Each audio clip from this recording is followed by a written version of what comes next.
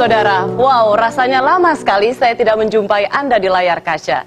Nah, malam hari ini dan mulai hari Minggu malam, setiap pukul 9 malam, saya kembali menjumpai Anda dalam program talk show saya, Rosi.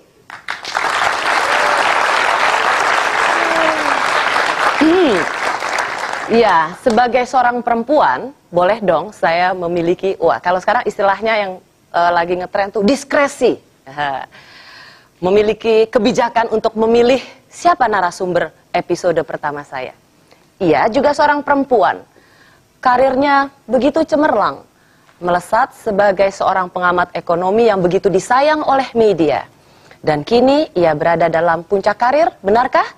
Tetapi justru pada saat yang sama, bisa jadi ia berada dalam catatan terberat yang pernah ia alami sepanjang karirnya. Siapakah dia? Kita lihat sama-sama.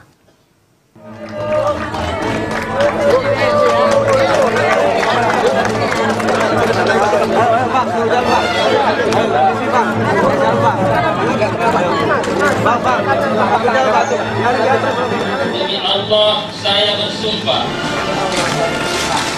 bahwa saya sebagai saksi akan memberikan kesaksian dengan sebenar-benarnya. Ini butuh kan gede banget nih, nggak kebayang deh. Suka butuh ya atau tidak? Ini ucapan ibu bukan? Saya berhak menjawab cukup banyak juga ya Pak ya, soal itu ya Pak ya. Tidak mikir yang lain kecuali mikir Bang Santuri begitu Ibu ya? Enggak Pak, saya mikir keluarga masih. Yeay. Ya, itulah tamu pertama saya, tidak lain dan tidak bukan Menteri Keuangan Republik Indonesia, Dr. Sri Mulyani Indrawati.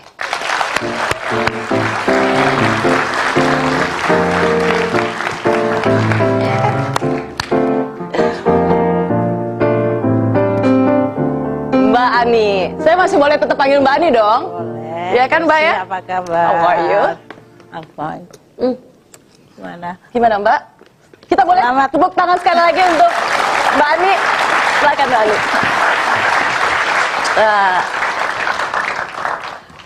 Mbak, cukup tidur? Cukup. Biasanya nyenyak atau enggak? Memang begitu aja dari Begitu dulu aja. sampai sekarang. Tapi capek kelihatan wajahnya Kadang-kadang Mbak Ani. nendang suami. Hah? Kadang-kadang nendang suami. Itulah kadang-kadang pentingnya Kalau kita mimpi punya buruk. suami. Mbak itu dulu dikenal sebagai pengamat ekonomi yang disayang oleh media darling gitu. Apa rasanya Mbak Ani melihat wajah Mbak Ani kalau didemo oleh mahasiswa dan digambarkan sebagai seorang vampire atau Dracula? Itu kreativitas dari yang bikin foto saya itu. Sama lagi Hebat. dari ujung, dari Sabang sampai Merauke Saya sama. kagum aja, kagum. Dia cetak banyak bener. Dia Tapi cetak aku gambar paling saya. suka- Sebetulnya kalau nggak pakai taring sama itu kelihatannya agak keren saya itu. Kayaknya. Apa rasanya tapi melihat itu, Pak? Nggak ada perasaan karena saya nggak pernah melihatnya juga sih. Karena udah lihat demonya tiap hari, sehari 3 kali. Udah kayak makan obat ya. Kayaknya banyak yang terganggu justru sekarang wartawan yang lain. Dulu waktu awal wartawan semuanya kayaknya banyak yang senang nanya gitu. Tapi lama-lama mereka juga capek juga.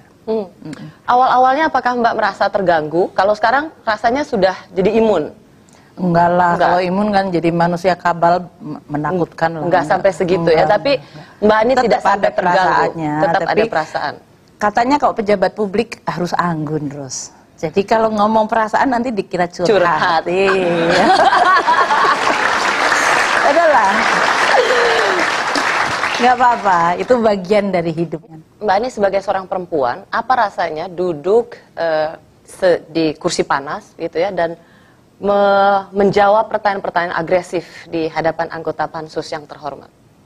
Saya sebetulnya agak terhibur aja Pak waktu itu ya. Soalnya lucu tuh anggota pansus tuh sebagian besar adalah orang-orang yang saya kenal. Selama 5 tahun saya menjadi menteri. Dan sebagian bahkan saya sangat kenal sekali karena kita waktu menghadapi krisis itu bersama-sama. Dan saya surprise saja karena mereka tahu apa yang kita lakukan. Kita mau mengeluarkan perpu